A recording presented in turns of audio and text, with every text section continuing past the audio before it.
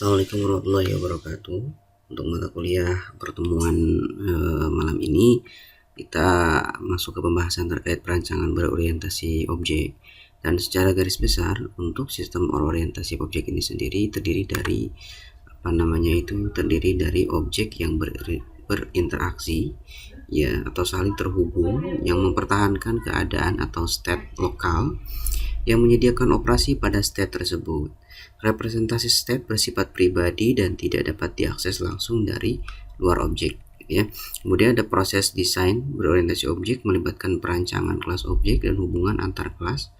Nanti ketika teman-teman masuk ke program berbasis OOP atau Object Oriented Program atau berorientasi pada objek, itu akan mengenal istilah kelas-kelas atau bagian-bagian tertentu yang nantinya dapat digunakan lebih dari satu penggunaan.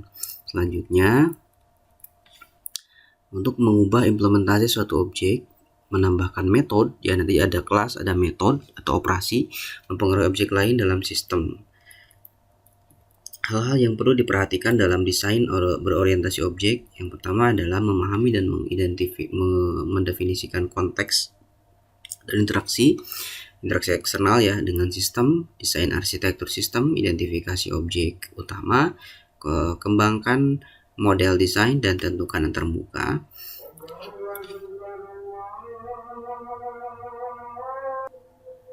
Dan ini adalah salah satu keuntungan yang didapatkan dari pemrograman yang berorientasi pada objek gitu ya. Yang pertama adalah sistem analis dapat menghemat waktu dan menghindari kesalahan dengan menggunakan objek secara modular. Jadi nanti objek itu dipecah secara perbagian ya atau per modul. Kemudian ada programmer dapat dengan mudah menerjemahkan desain ke dalam kode atau objek yang baru dapat dibuat tanpa menggunakan kode yang sudah ada. Nah, karena objek oriented ini menggunakan model ataupun dipecah lagi ke dalam bentuk dalam bentuk yang lebih terpusat gitu ya. Ada yang namanya nanti secara modular. Nanti kita coba cek di contoh bahasa pemrograman framework CodeIgniter ya.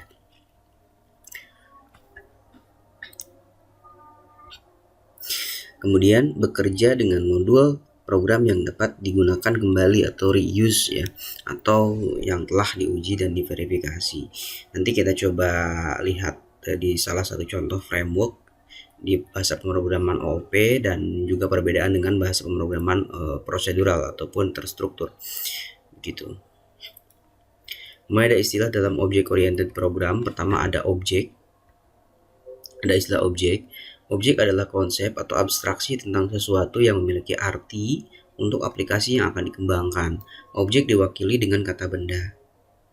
Nah, contoh objek yang dimaksud diantaranya pertama, ada objek orang atau manusia, diantaranya ada karyawan, mahasiswa, siswa, guru, murid, gitu ya. Kemudian juga ada karyawan, warga, masyarakat, gitu ya. Kalau misalnya Nah, jadi untuk karyawan, mahasiswa, seperti orang dengan status tertentu itu adalah salah satu contoh objek berupa manusia ataupun orang gitu ya. Selanjutnya ada lagi objek tempat. Objek tempat juga banyak. Salah satunya ada kantor, gedung, sekolah, toko, perusahaan, instansi,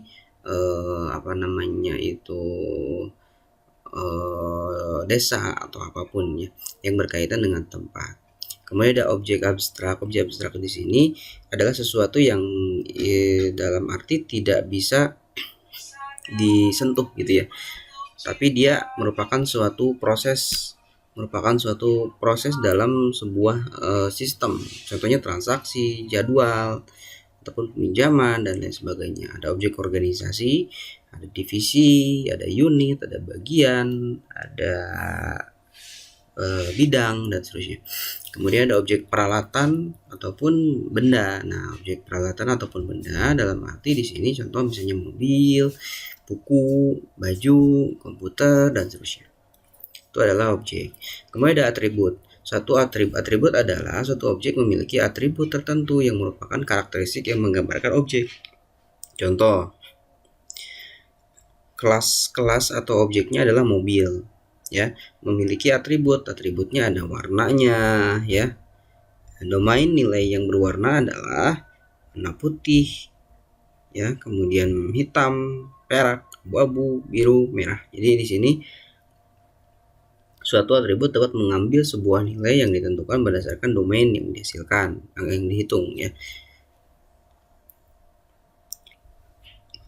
Kemudian untuk domain sendiri merupakan satu himpunan nilai yang spesifik dari karakteristik atau dari atribut itu sendiri. Jadi kalau kita telusur, kalau kita runut, ya, jadi ada objek memiliki atribut dipecah lagi berdasarkan domain. Ya, contoh misalnya gini. Ada mobil tadi, ya. Kelasnya mobil memiliki atributnya adalah warna. Warna di sini kita pecah lagi. Di antaranya ada warna putih, hitam, perak, abu-abu, biru, merah, kuning, hijau, dan seterusnya. Kemudian juga objek dapat memiliki atribut khusus yang disebut dengan state. Keadaan suatu objek adalah kata sifat yang menggambarkan state objek saat ini, gitu ya. Misalnya rekening bank dapat aktif, tidak aktif, tertutup atau dibekukan. Nah, objek juga bisa berkaitan dengan ini, ya, kalau objeknya berupa rekening seperti itu. Kemudian ada lagi metode, ya. Jadi tadi ada objek, ada metode, ya. Kemudian ada satu lagi atribut seperti itu, ya. Nah, kemudian selanjutnya metode. Metode di sini adalah suatu metode mendefinisikan tugas-tugas spesifik yang dapat dilakukan. Metode dituliskan dengan kata kerja. Berbeda dengan tadi atribut dan juga objek. Kalau objek itu kata benda, ya, kata yang berkaitan dengan, ya, objek gitu, yang berkaitan dengan sesuatu pelaku, baik itu manusianya ataupun objek berupa bendanya, ya, berupa organisasinya, gitu ya. Sementara metode adalah sesuatu yang berkaitan dengan kata kerja untuk menggerakkan objek, gitu ya, menggerakkan objek. Misalnya gini, objeknya pelanggan dapat melakukan tugas-tugas tertentu seperti memesan, membayar, dan mengubah alamat. Contoh misalnya ada objek siswa. Metodenya adalah siswa bisa belajar, kemudian mengerjakan soal, kemudian juga berangkat sekolah, gitu kan, ya, pulang sekolah. Kemudian juga misalnya objeknya guru itu memiliki metode ataupun tugas-tugas, diantaranya adalah membuat silabus, membuat soal-soal, mengajar, mengabsen, gitu ya. Kemudian misalnya objeknya berupa mahasiswa, kuliah, mengerjakan tugas, gitu ya, membayar perkuliahan. Dosen juga sama, objeknya dosen, metodenya yang dilakukan dosen adalah mengajar, melakukan pengabdian, gitu ya. Kemudian juga melakukan penelitian, gitu. Objeknya seperti itu, metodenya seperti itu. Jadi secara garis besar metode adalah suatu tindakan yang dilakukan atau action yang dilakukan atau tugas-tugas yang dilakukan oleh objek, gitu ya. Jadi objek di sini, metode di sini adalah menggerakkan si objek, gitu ya. Kalau objeknya mobil, metodenya apa? Maju, mundur, berhenti, gitu ya, dan seterusnya. Ada pesan di sini biasanya berupa pesan atau message. Di sini adalah perintah yang memberitahu suatu objek untuk melakukan metode tertentu. Misalnya pesan tambahkan siswa mengarah pada kelas siswa untuk menambahkan nomor siswa, data, dan seterusnya. Kemudian ada pesan yang sama untuk kedua objek berbeda dapat menghasilkan hasil yang berbeda. Nah, pesan di sini bisa juga diasumsikan sebagai komentar, gitu ya, untuk mempertegas bahwa pesan ini untuk apa, kemana, dan seterusnya. Contoh misalnya ini ada instruktur, ada student record, ya. Nah, di sini hubungan antara instruktur dengan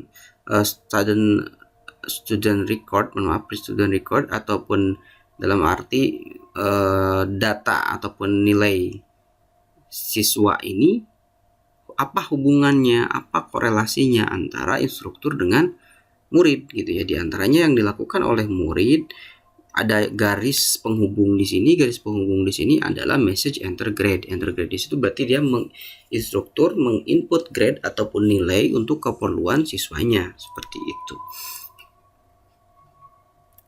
Ya, nah ini secara dalam representasi gambar ataupun diagram yang dilakukan oleh student ataupun murid, diantaranya ada student mempunyai objeknya student ataupun murid. Murid memiliki atribut. Atribut ini adalah komponen ataupun aksesoris dari si murid itu sendiri. Ada nomor murid, ada nama, alamat, telepon, tanggal lahir ya, kemudian ada fitness record, ada status. Begitupun metodenya apa? Metode yang dilakukan untuk yang berkaitan dengan murid adalah add student, delete student gitu kan, add fitness class, change address, change telepon, status, update fitness dan seterusnya.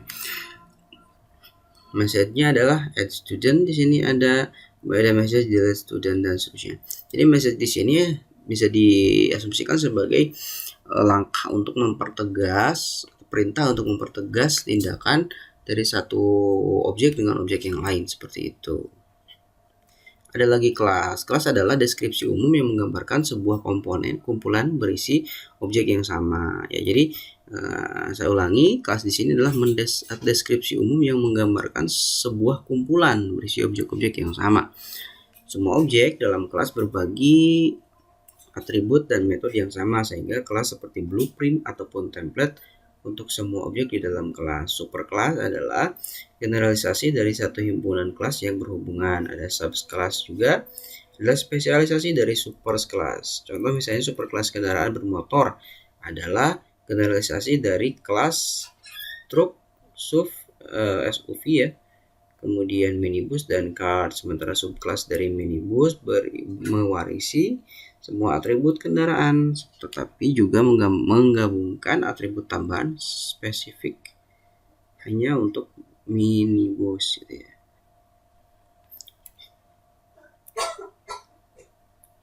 Nah, ini ada contoh kelas dan subkelas ya.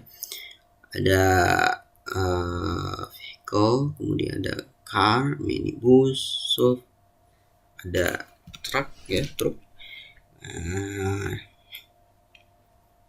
Teman-teman nanti silahkan cari referensi lain apabila teman-teman menyukai ataupun memiliki minat terhadap sistem ataupun bahasa pemrograman berbasis object oriented program. Kemudian ada karakteristik objek, ada enkapsulasi ya, ada encapsulation. Nah, ini secara garis besar teman-teman silahkan pelajari sendiri. Dia menggunakan konsep kapsul seperti ini ya. Ada metode, ada variabel, ada enkapsulasi, jadi dibungkus, ada pembungkusan di situ. Ada pewarisan ataupun inheritance ya. Kalau pewarisan biasanya diwarisi dari satu metode dari satu objek pada objek yang lain. Seperti itu. Kemudian selanjutnya ada polymorphis. Ada kelas-kelas ya. Selanjutnya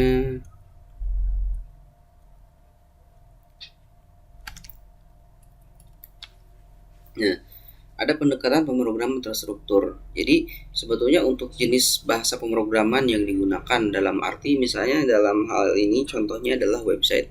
Untuk membuat website sendiri itu ada dua cara penulisan sintak program. Ada berorientasi objek atau OOP yang sedang kita bahas saat ini.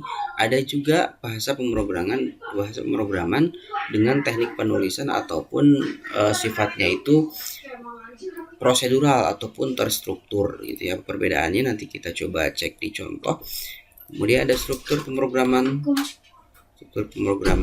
Kalau untuk struktur umum pemrograman terstruktur ada main, ada fungsi.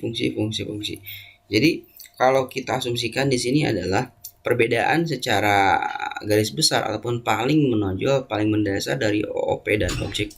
Perbedaan antara OOP dan perbedaan antara OOP atau Object Oriented Program dan terstruktur adalah OOP itu sulit dibuat, sangat sulit dibuat ya, tapi lebih aman, lebih cepat lebih cepat dibuat kalau kelas-kelasnya sudah ada gitu ya. Tapi sulit untuk membuat kelas-kelasnya dan untuk tingkat errornya pun sangat tinggi. Sementara untuk terstruktur itu mudah dibuat, lebih cepat, tetapi tingkat keamanan masih lebih baik yang OOP gitu ya. Kalau saya berbicara antara basis, contoh misalnya bahasa pemrograman prosedural, contohnya PHP natif, dengan bahasa pemrograman yang sifatnya sudah menggunakan OOP, dalam hal ini contohnya framework kode igniter, misalnya seperti itu. Ini contoh-contohnya ya. Untuk contohnya sendiri rekan-rekan, ini ada apa namanya itu. Nah, ini ada perbedaan antara dua gaya penulisan atau jenis bahasa pemrograman yang sifatnya itu menggunakan teknik OOP ya. Menggunakan OOP dan prosedural. OOP di sini saya gunakan frameworknya berupa kode igniter ya, contoh saja. Dan juga untuk pemrograman proseduralnya di sini saya gunakan PHP natif ya. Jadi rekan-rekan nanti bisa mengasumsikannya dengan mencontohkannya dengan contoh yang lain, tapi di sini saya gunakan kode igniter dan PHP natif. Untuk bahasa pemrograman yang menggunakan konsep OOP atau Object Oriented Program, contoh di sini adalah kode igniter. Bisa kita lihat di sini, kalau OOP itu sudah pertama, kalau kode igniter itu framework itu sudah otomatis si foldernya sudah ada, tempatnya sudah ada, tinggal kita sesuaikan saja. Yang perlu kita lihat di sini ada di bagian controller dan juga di bagian model. Perintah-perintah seperti hanya simpan, ya, update, delete, ataupun dalam istilahnya adalah CRUD, create, read, update, delete, ya, untuk menampilkan, menambah data, menghapus data, mengedit data, itu hanya cukup disimpan dalam satu halaman, ya, atau dalam dua halaman, maksimal dalam dua halaman. Yang pertama ada di bagian controller. Di controller itu kita buatkan satu file dengan nama home, ya, seperti ini. Nah, di home ini kita akan membuat sebuah function lihat data, atau dalam MySQL, dalam sintak SQL kita gunakan perintah select. Ada form tambah data, ya, ada form tambah mobil, ada form hapus data atau delete, ada form edit atau update. Update mobil juga sama. Nah, dalam OOP, contohnya dalam program kode igniter atau framework kode igniter, di semua perintah yang berkaitan dengan perintah sintak SQL atau istilahnya CRUD, create, read, update, delete, semua disimpan dalam satu file yang sama. Contoh dalam hal ini filenya adalah file home, gitu ya. File home di sini kan ada form edit, ada function edit ya, tapi di sini tidak ada perintah-perintah sintak MySQL yang identik ya. Nah, berarti biasanya langsung di dalam controller atau maksimal ada di dalam file model. Nah, di dalam file model contoh misalnya ada perintah-perintah misalnya untuk edit. Ya, seperti ini ada get all, perintah query-nya apa gitu ya. Kemudian ada tambah mobil di sini, ada variabel tambah mobil, edit mobil.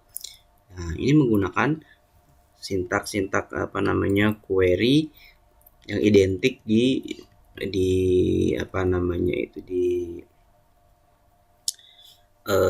kode igniter ya. Contoh misalnya dia ada perintah update ya, ada perintah delete gitu. Seperti itu.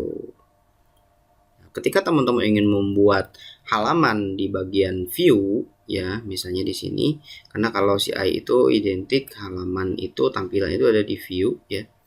Ketika teman-teman ingin membuat halaman di view, misalnya ada form edit, form tambah, form tampil, misalnya ada form editnya ada 10. Meskipun form editnya ada 10, tetap untuk fungsi edit di situ yang kita panggil adalah function yang ada di file controller tadi ya. Karena sudah kita buatkan langsung terpusat. Tadi kita mengenal istilah reuse ya, ataupun digunakan kembali. Ketika misalnya di sini hanya ada misalnya form editnya hanya ada satu function form edit atau mengedit data, ketika teman-teman membuat sebuah halaman web dan di dalam halaman tersebut ada fungsi edit, walaupun ada 10 file, ada 20 file, itu tetap akan terpusat pada satu perintah yang ada di dalam folder home, yaitu function form edit. Seperti itu. Itu kelebihan dari OOP. Tapi tentu di balik kelebihan pasti ada kekurangan. Kekurangannya adalah sulit untuk dibuat. Dalam hal ini agak rumit ya kalau untuk programmer yang masih pemula. Lain cerita kalau sudah expert seperti itu. Kemudian selanjutnya, ini adalah salah satu contoh bentuk dari PHP natif yang penulisannya itu prosedural ataupun berbasis OOP ya.